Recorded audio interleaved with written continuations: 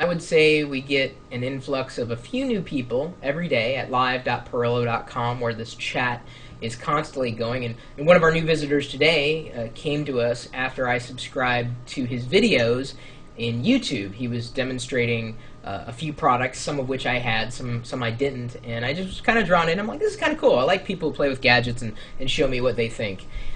So I subscribed to him. He jumped over to the page and started interacting with the chat room, and then we got on the topic of, well, Chris, what do you do for a living? And a lot of people have asked that. And the bottom line of what I do is I create content. And the way I afford to be able to create content is using advertising networks and advertising programs that are out there. I also sell my own ads. But relying on big, popular programs like Google AdSense has really, really helped. So Google has created a way that content publishers can keep doing what they're doing, and you sign up for a Google AdSense account for free. They'll give you a little bit of code you can put into your web page, and then when someone comes to that page, if they see your ad and they click the ad, you'll get paid. Now, you can't tell people to click the ad. That's against the terms of service. But this is what I do. So if you go to some, if not all, of my web pages, chances are you've seen Google AdSense on those pages. And again, I get paid based on the advertisers and type of advertisers that happen to be on the pages that this particular bit of code is in. It's a great way, it's an easy way of creating content and making money. In fact, LockerGnome.com is in the process of being retooled. We've been beta testing, letting people who want to write content come to LockerGnome and generate revenue based off of my knowledge of search engine optimization and Google AdSense optimization, placement, and you know, all these things that I have in my head. We're essentially turning over to the greater community for anybody who wants to blog on LockerGnome for free, and everybody gets to make money. So this guy, I'm sorry I didn't catch your real name. I apologize. ThoughtFix. He was mentioning a couple of his websites, one of which being ultramobilegeek.com, asking about how he would go about optimizing his Google AdSense placement.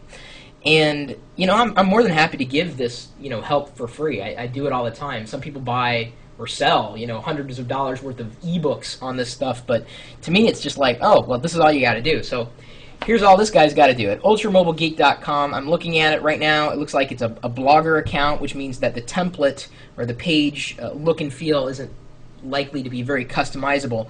But the thing that jumps out at me the most is that this is in the wrong place. He's got a little banner here, the Ads by Google banner, but I skipped over it the first time I looked at this page. I saw the title of the page and I jumped right to the content. That's what most people do. So he put the banner in between those two things. That's a wrong place to put it. That's number one. Number two, it doesn't blend with the background. So the background of his content is white, but the background of his banner is like a light silver. Well, the background is on the banner and the AdSense should blend with the background of the page, meaning that it should be white or like almost transparent. And that would mean making a quote-unquote transparent or white border around the ad as well. That's certainly going to help. He's also got the size of the banner is a 468 by 60. That's pixel size is what we're talking about there, which isn't likely the best ad format for you to use, even if it's in the wrong or right spot. The one that is seen to give the most amount of return is the 300 by 250 ad block for a lot of different reasons.